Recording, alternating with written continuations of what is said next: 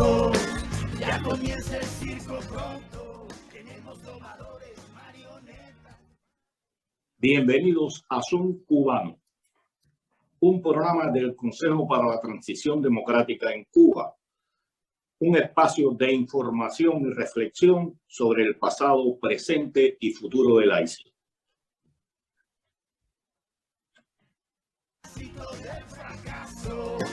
Regalando una sonrisa y vendiendo abrazos, venga, para hacernos una foto.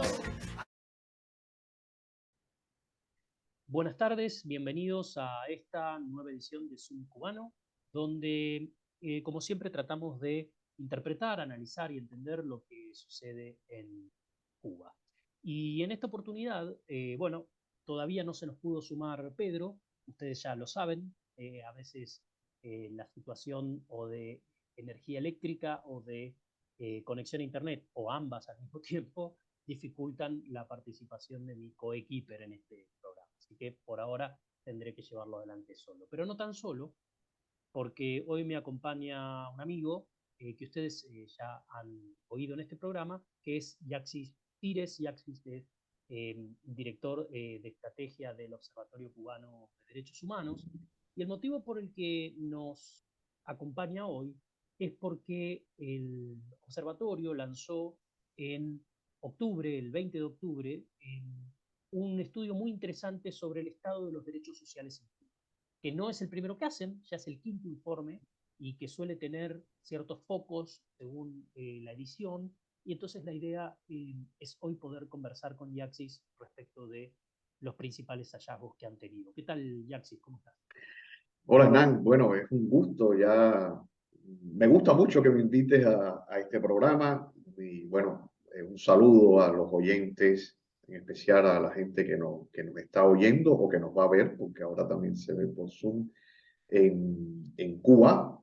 Y bueno, para mí es un gusto poder comentar contigo estos resultados del quinto estudio. Ya hay 5 sobre los derechos sociales en Cuba. Primero empiezo con una pregunta básica, Yaxis, que es, ¿por qué hacen estos estudios? ¿Qué son estos estudios y por qué los hacen? ¿No hay estadística en Cuba? ¿No se puede confiar en la información que envía el Instituto de Estadísticas? ¿Cómo es? Bueno, esto obedece a varias causas. Una, sin duda, la has apuntado tú, que es que en Cuba hay una falta de transparencia y tremenda y unas barreras importantes al acceso de la información. Y en ese sentido, creyendo en el principio de subsidiariedad, es decir, aquello que no garantiza el Estado o que no lo garantiza o que no tiene una calidad suficiente, la sociedad civil de alguna manera tiene que llenar ese vacío que de alguna manera la producción de esa información también se convierte o debería convertirse en insumos para tanto, por ejemplo, el ámbito académico, pero también para la actividad política y social de las diferentes organizaciones. Eso en primer lugar. O sea, la falta de transparencia y de existencia. Por ejemplo, no se publican cifras relacionadas con la pobreza. Y este es un tema que nosotros estamos tocando. Y así hay diferentes aspectos de la vida social de los cubanos sobre los cuales no hay datos. En segundo lugar, porque fíjate, nosotros íbamos como observatorio, íbamos a Ginebra, a Bruselas, a diferentes países en incidencia política, y allí algunos diplomáticos o funcionarios nos decían, bueno, en Cuba sí, tengo que reconocer que, bueno, que hay derechos civiles y políticos que se violan, pero se garantizan los derechos sociales. Una cuestión ante la cual nosotros nos escandalizábamos, pero eso hizo que nos diéramos cuenta de que teníamos que comenzar también a señalar la grave crisis de los derechos sociales en Cuba después de más de 6 décadas vendiendo a Cuba como un paraíso de los derechos sociales. Entonces, claro, pero ¿cuál es la mejor forma de hacer esto? Con datos, con cifras contrastadas, investigando sobre el terreno. Por tanto, son varias causas, pero te diría yo que las dos principales son estas, por la falta de transparencia del régimen y por la necesidad de hacer incidencia internacional en este ámbito de los derechos, partiendo de una concepción de que todos los derechos son importantes, los civiles, los políticos, pero también los económicos, sociales, laborales y culturales y ambientales. Como dicen en mi querido país, vamos a los bifes. Cuéntame un poco cuáles son los resultados que encontraron en este estudio, en este informe, en el quinto informe que acaban de... Sí, bueno, este informe se hace en base a una encuesta que se realiza sobre el terreno casi siempre, con más de 1.200 cubanos consultados, casi todas las provincias. En esta nos faltó Guantánamo, Isla de la Juventud, muchas veces por problemas logísticos y operativos. Recordemos que la gente que trabaja en Cuba está, además de estar sometida a las realidades de los apagones, de las dificultades con el transporte, de la dificultad en el acceso al Internet. Por ejemplo, nos hubiera gustado que Pedro estuviera conectado junto a nosotros, y algo que no se puede. También están sometidos a la represión, a la constante represión. Aún así, creemos que la muestra en la que se basa este estudio es suficientemente representativa de la población cubana. Y ya tenemos el quinto informe. Desde luego, tocan muchísimos temas, el informe toca muchísimos temas, y aquí lo que presentamos en octubre fue un resumen, y un resumen que ya tiene bastantes páginas. Yo diría que hay muchos hallazgos, incluso muchos hallazgos, muchas cifras que se consolidan. Y para que los oyentes me entiendan, se consolidan porque en los 5 informes que se viene preguntando sobre eso, va ocurriendo una coincidencia. Entonces, yo quiero destacar 3 elementos. Si quiere, después podemos ver otro, pero en primer lugar, el tema de la pobreza. El tema de la pobreza y la cifra que nos da en base a los ingresos que tienen los hogares cubanos, es que más del 72% de esos hogares están por debajo del umbral de la pobreza, es decir, están en la extrema pobreza. Más del 72% de los cubanos viven por debajo de la extrema pobreza. Y esto lo hacemos teniendo en cuenta los ingresos del hogar, y es interesante porque después, cuando lo llevamos a número de cubanos, estamos hablando de 8 millones de cubanos que viven en la extrema pobreza, que tienen que vivir con menos de $1.90 diario. No quiere decir que todos vivan con $1.90, sino con menos. Hay gente que tiene que vivir con menos de $1 diario, con menos de 50 centavos de dólar diario. Y bueno, lo primero que nos viene a la mente, y esto no son cifras nuestras, sino cifras del propio régimen, pensamos por ejemplo, del 1.600.000 jubilados que hay en Cuba, hay 800.000 que tienen una pensión mínima. Y la pensión mínima en Cuba es de 1.500 pesos cubanos. Y 1.500 pesos cubanos es justo lo que cuesta un cartón de huevo. Entonces, la situación de pobreza en Cuba, que ha sido siempre un objeto de este informe, es preocupante y es tremendo. Ojo, la gente que no cae en este umbral de pobreza es gracias, en gran medida, a la remesa familiar, que es un dato importante e interesante, cómo la remesa familiar ayuda a mucha gente a mejorar un poquito. Pero claro, no podemos tirar fuegos artificiales por esto, no solo por la dependencia, sino porque estamos hablando, según nuestras cifras, que eso también lo preguntamos, de 1/3 de la población. 1/3 de la población viene siendo la que recibe remesa. La mayoría de la población no recibe nada. Otro dato que queremos destacar, porque siempre preguntamos por el tema del sistema de salud, y se consolida, se mantiene la cifra de que 8 de cada 10 cubanos no consiguen medicinas en el sistema público, que es el único que hay legal en Cuba, de las farmacias. 8 de cada 10 cubanos no consigue medicinas en las farmacias. Pero fíjate, después preguntamos si la gente es feliz, preguntamos sobre los principales problemas del país, pero de esto que quizás se te pueda hablar después, pero quiero dar un dato interesante y es lo que yo identifico como un signo de esperanza. Y un signo de esperanza es que, por ejemplo, cuando preguntamos que se evalúe la gestión del gobierno en lo económico y lo social, más del 70% dice que es negativa o muy negativa, más del 70%, lo cual es un dato importante. Dice, el 51 muy negativa y el 23 algo negativa o negativa. Pero el signo de esperanza, ¿cuál es? Que cuando tú te fijas quiénes son los que evalúan el gobierno con mayor dureza, es la gente joven. Es la gente joven. Y esto coincide con lo que estamos viendo en las calles cubanas, en las redes sociales, e incluso en otro fenómeno que es de distinta naturaleza, pero que es la estampida que hay, que es protagonizada por gente principalmente joven. Pero la parte positiva es eso, que de esta visión crítica acerca de régimen y de cómo funcionan las cosas en Cuba, la están encabezando los jóvenes. Hay muchos temas, el tema de la alimentación, el tema del agua, de la electricidad, pero evidentemente no Sí, quiero... de Sí, hecho, te quería llevar, no vamos a poder recorrer todos los temas, quizás dejamos la invitación hecha para el próximo programa y seguir eh, eh, sí.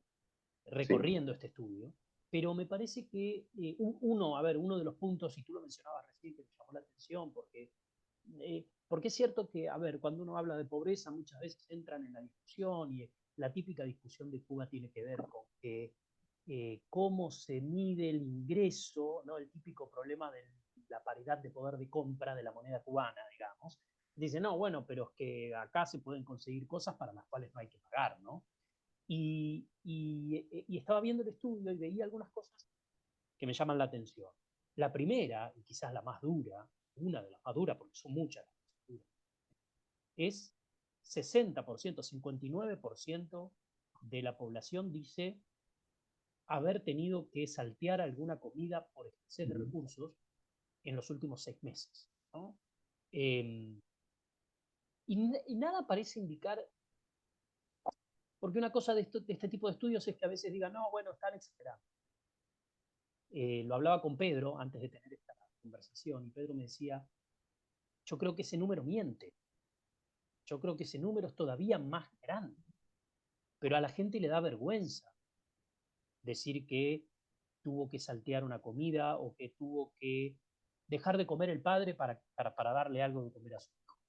Entonces, como es vergonzante, bueno, te dicen que no ha pasado, pero él me decía, me da la sensación de que ese 59% todavía puede llegar al 70% fácilmente, ¿no?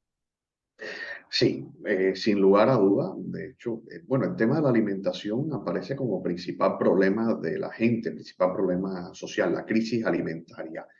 Y yo coincido en que puede ser que hay una parte importante de la gente que no prefiere no contar eso, igual que no decir que su vivienda está en peligro de derrumbe, porque existe una cosa que es como cierto recato en la gente que, sí, que le cuesta a veces decir esa realidad. En cualquier caso, déjame decirte que el hecho de que más del 50% de la población cubana, estamos hablando de casi de 6 millones casi, ¿no? Diga que tiene que saltarse una comida es una cuestión tremenda. Y bueno, fíjate que yo coincido en que hay mucho debate sobre cómo se calcula esto. Por ejemplo, ya las instituciones internacionales no tienen como referencia para medir la pobreza el dólar con 90 que nosotros establecimos, sino que lo han establecido en $3 o en $5 algunas.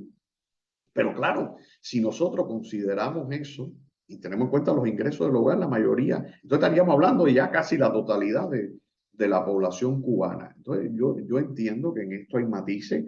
Ahora también hay gente que dice, bueno, es que en Cuba hay muchas gratuidades, pero claro, si vamos no a datos ya nuestros, sino por ejemplo lo que dice la CEPAL, a quien nadie podrá acusar de estar en contra del régimen, en todo caso de mucha complicidad. Hay datos de la CEPAL que dicen que Cuba es el país de mayor presión fiscal en América Latina. Eso es gravísimo. Presión fiscal, para que nos entendamos, es qué representan los impuestos que pagan los cubanos y cubanas en el presupuesto. Pues Cuba, la recaudación de impuestos representa más que en todos los países de los niveles de América Latina. Entonces, esto es una cosa de la cual no se habla. ¿Por qué? Porque se está cacareando las supuestas gratuidades. Y Axis, acá yo estaba viendo un tema que me parece también alarmante, pero que bueno, que lamentablemente, a ver, primero te hago una pregunta y después si quieres hago el comentario, que es, ¿ustedes tienen hecho alguna comparación, aunque sea informal, con otros países de la región? Es decir, no sé si vale la pena comparar con qué cantidad de personas tienen que saltear comidas en Dominicana o en, eh, no sé, bueno, Haití podría ser también, o Jamaica, por pensar en islas caribeñas. No, fíjate que no lo tenemos y además yo creo que sería algo muy interesante hacerlo. Sí, me parece muy interesante. ¿Por qué? Porque esto es una moneda de dos caras, ¿no? A veces creemos los cubanos que somos excepcionales, que somos los únicos a los que nos ha caído una maldición, pero por otro lado también podría jugar en otra dirección, en una dirección de que puede ser que estemos muy mal también. Entonces, yo creo que por eso es importante obtener datos, porque son los datos los que van a romper aquello que pertenece al mundo de las percepciones o de las opiniones. Pues me parece, mira, de hecho, tomo nota de esto que plantea y yo creo que sería interesante, por lo menos en contexto regional, para poder comparar. Ayer sí escuché, no porque lo hemos hecho nosotros, pero escuché que dieron a conocer los datos sobre pobreza en Venezuela y estaban hablando de un 50 y algo por ciento. Claro, claro, claro. Y siempre ahí, como tú decías, bien, Yaxis, hay que ver cómo se miden las diferentes cosas, ¿no? Y siempre, a veces es difícil comparar por eso, ¿no? Entonces, Sí, porque no por eso existen las mismas metodologías, pero también tengamos presente algo. Estamos hablando, en caso cubano, de una sociedad cerrada, de sí, una claro. sociedad la propia encuesta plantea unos retos importantes, aunque sí hay que decir, y eso lo notamos desde hace años, que al cubano le es más fácil conversar y hablar con otros sobre temas de la vida diaria. Quizás nosotros no vamos a preguntarle a nadie su afinidad política, ni usted, ni usamos palabras que puedan generar un ruido, pero sí, hay que hacer la salvedad de Sí, que sí. las metodologías pueden ser diferentes y las realidades son diferentes también. Y un tema que veía acá, que me llamaba, bueno, no me llama la atención, porque suele ser un sector de la población lamentablemente olvidado en muchas partes del mundo, que son los adultos mayores, ¿no? Eh, que, eh, que, bueno, que aquí documenta como dentro de los grupos más afectados eh, en Cuba. Y me pregunto, o te pregunto, digamos, primero, ¿por qué? ¿Por qué los adultos mayores en el caso de Cuba eh, sucede esto? No sé si ellos reciben algún tipo de pensión, jubilación, si es suficiente o no, aunque en este contexto me parece que ya está respondido. Y mi segunda pregunta con eso sería la infancia. No sé si es un sector eh, que han podido estudiar. No hemos estudiado la infancia, no lo hemos estudiado. Sin embargo, cuando la situación de los adultos mayores la contrastamos por dos vías. En primer lugar, cuando preguntamos a todos los encuestados consultados, ¿quiénes son los que peor la están pasando? Te dicen los adultos mayores. Eso en primer lugar. Después las personas que no reciben remesa. Esto se ha consolidado, es decir, siempre se contesta así. Después los desempleados. Es interesante, después en cuarto lugar los jóvenes, han subido los jóvenes. Mujeres, es interesante los presos, que pasó de un 9% a un 19%, porque ahora se conoce más la situación de los presos. Bien, por esa parte confirmamos que son los adultos mayores los que peor la pasan. Pero también lo confirmamos cuando le preguntamos a los propios adultos mayores sobre su situación. Lo que nos revela es verdaderamente grave. Por ejemplo, para el 45% de aquellos que tienen entre 61 y 70 años, ha habido periodos largos sin acceso a algunos alimentos básicos de la libreta. Para el 45%. Solamente el 16% de los mayores de 70 años ha logrado acceso continuo a los alimentos básicos. El 16%. O sea que Todos ese los número otros, que antes veíamos, 56, no accede, digamos, a todas las comidas todos los días. En el caso del sector más vulnerable, ¿no? Que son las personas mayores de 70 años, estamos sí, hablando de gente que sencillamente no accede directamente. no accede. 16% es un número minúsculo. Sí, sí. Por ejemplo, solamente el 20% de los mayores de 60 años han conseguido los medicamentos que necesitaban en la farmacia. Solamente el 20%. Que hay que, aquí esto ponerlo en concordancia con cifras oficiales que dice que la mayoría de la gente que tiene más de 60 años tiene uno o dos padecimientos. Por tanto, solamente el 20% de esa población que más necesita medicamentos. Y eso tiene que ver también con que arrastran, o sea, que muchos de estos padecimientos, yo lo he visto conociendo muchos cubanos y demás, problemas de diabetes, problemas, Sí, porque tienen muchos desórdenes alimenticios producto de la escasez, ¿no?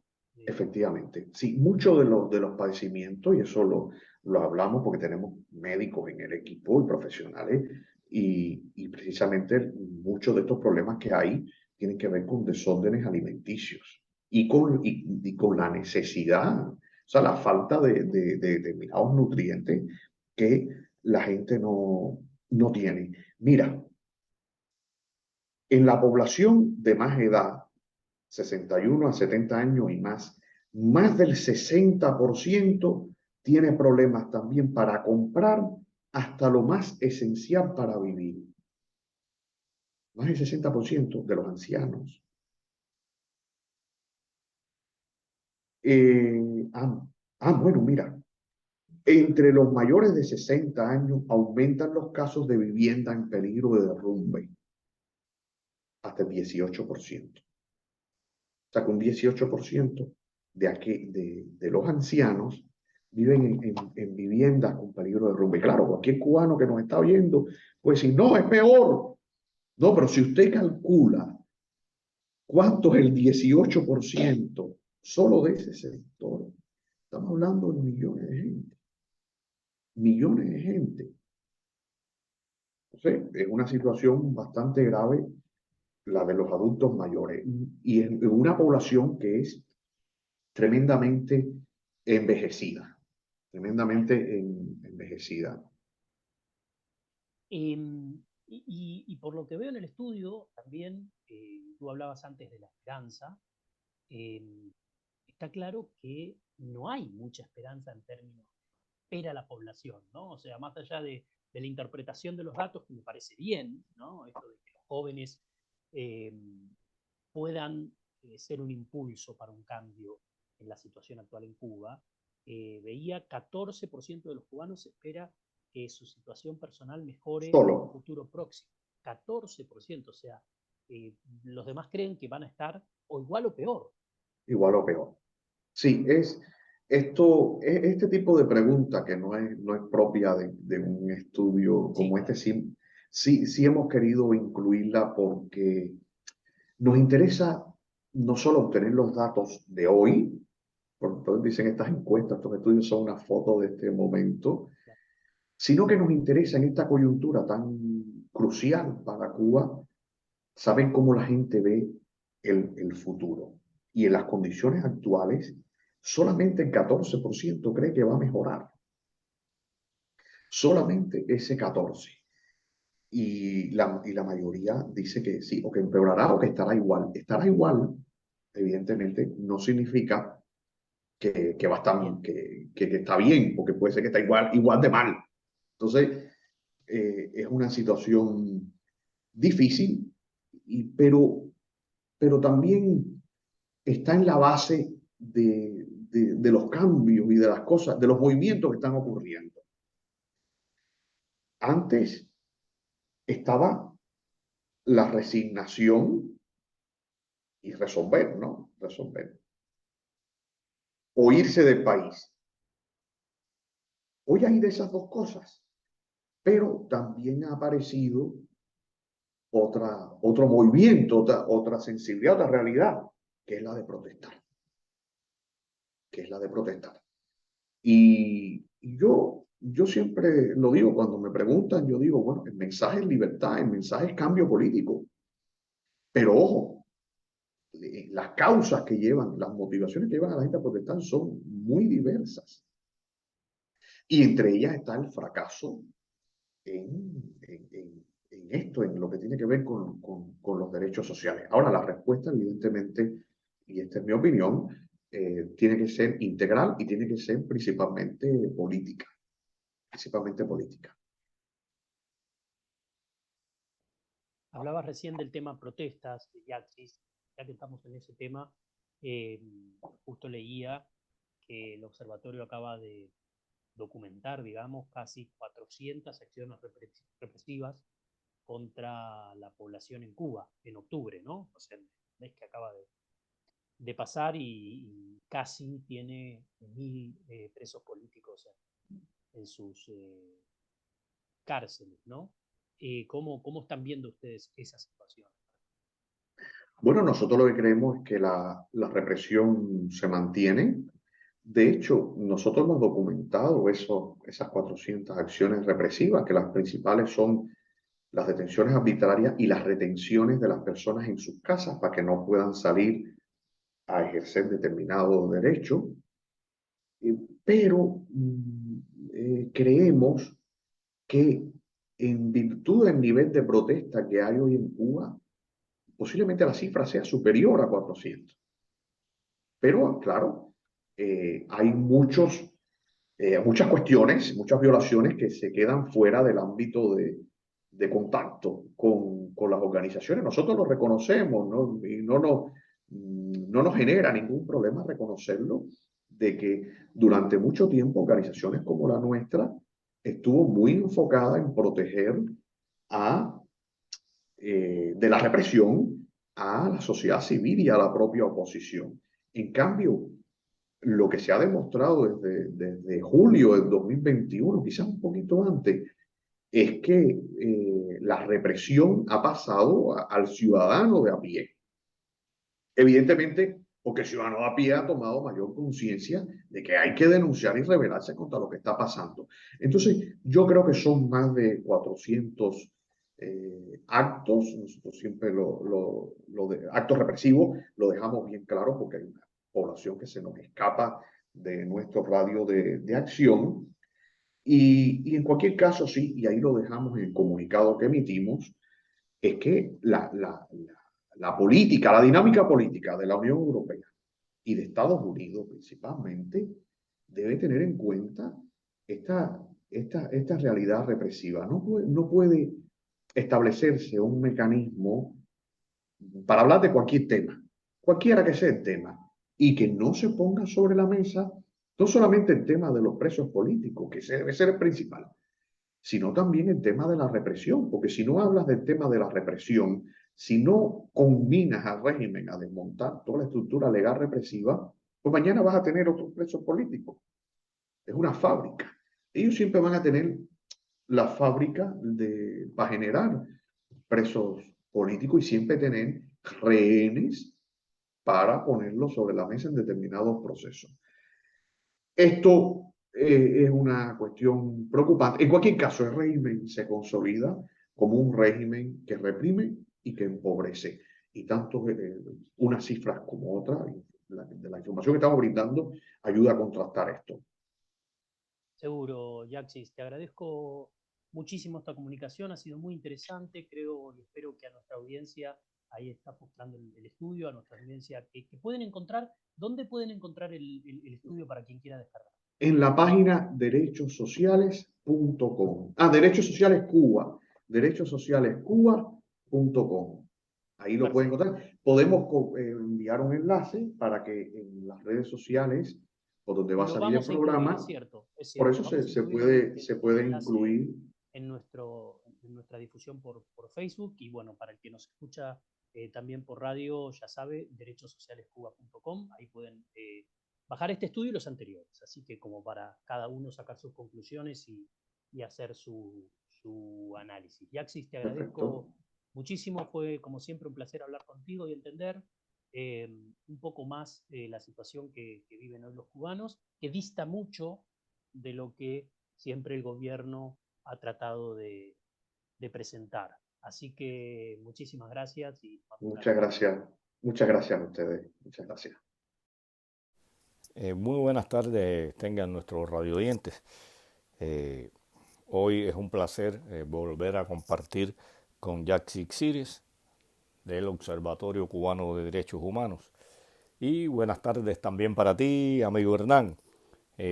Acotaste algo sobre el informe que es importante y pienso que el cubano, como tú dijiste, no refleja por ese falso orgullo la triste realidad en la que vive y oculta algún tipo de información y a veces niega la situación por la que está pasando. Pienso que es un informe muy abarcador de la realidad del país desde el punto de vista económico y social y da una idea muy seria de la situación en la que vive el país, en la que vive el cubano, y vamos a hablar del cubano de a pie, porque todos sabemos que nuestros máximos dirigentes, los dirigentes del partido y del Estado, viven cual burgueses a cuestas del sacrificio de ese pueblo.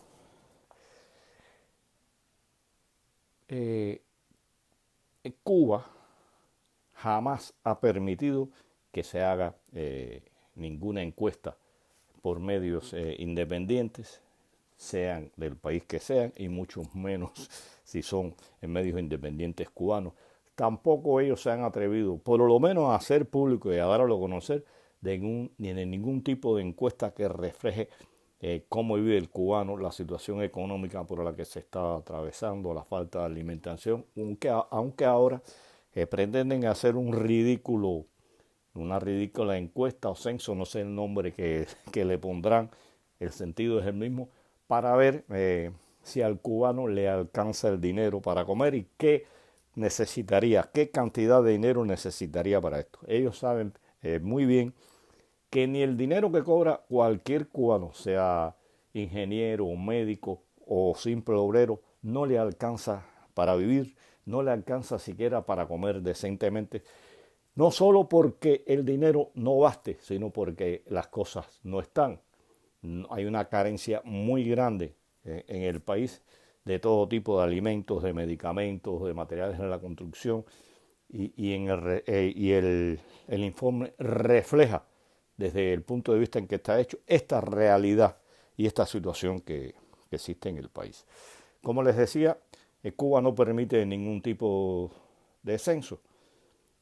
Solamente hace, sea de censo no, de encuestas. De vez en cuando hacen un censo de población y vivienda que al final resulta con datos falseados e incluso sin querer, porque los que participan en este tipo de censos son generalmente personas jóvenes y no están debidamente preparadas para ello y no reflejan la situación que hay acá.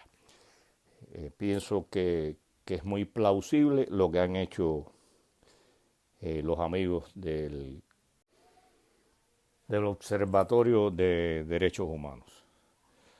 No es fácil realizar esta actividad en Cuba, no solo por lo que he dicho anteriormente, sino que al momento de acometerla, otros que han tratado de hacerlo se han enfrentado a los órganos de la seguridad del Estado al enterarse de lo que se está tratando de elaborar y cortan esta actividad, amenazan a aquellos que piensan puedan realizar algún tipo de declaración contraria al régimen. Como les decía, en Cuba no se acostumbra a hacer ningún tipo de encuestas y mucho menos a divulgar lo que ha provocado el Partido Comunista de Cuba. Cuando hablan de algunas de las dificultades por las que está atravesando este pueblo, culpan al bloqueo, al embargo, cuando la vida y la realidad han demostrado que nada tiene que ver el bloqueo con más del 80% de la situación que presenta el país. Es culpa de la mala dirección que ha existido a través de estos 60 años, desde Fidel hasta Díaz-Canel, pasando por Raúl Castro. Han destruido el país con sus malas decisiones, con el desconocimiento de la economía, de la realidad y con su insuficiente modo de aplicar lo que el país necesita. Han centralizado la economía, han reprimido a aquellos que quieren emprender actividades independientes para el desarrollo del país. En definitiva, su intransigencia, su incapacidad y su desconocimiento de lo que sucede en Cuba y de cómo resolverlo han dado al traste con esta situación. Es importante que se divulgue, que se conozca este informe, que el mundo sepa cuál es la realidad de lo que acá sucede y cómo vive este pueblo. Antes de concluir, quiero agradecer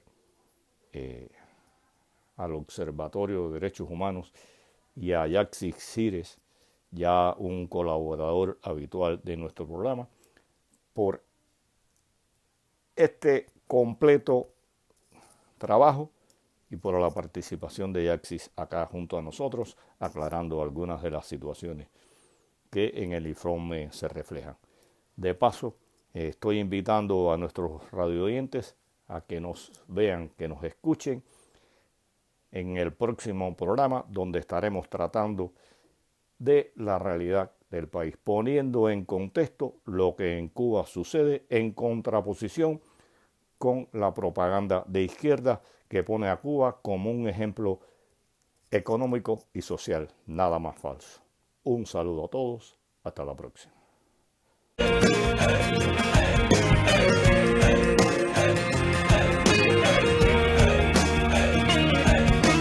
Vengan, vengan a la feria de los tontos. Ya comienza el circo pronto. Tenemos domadores.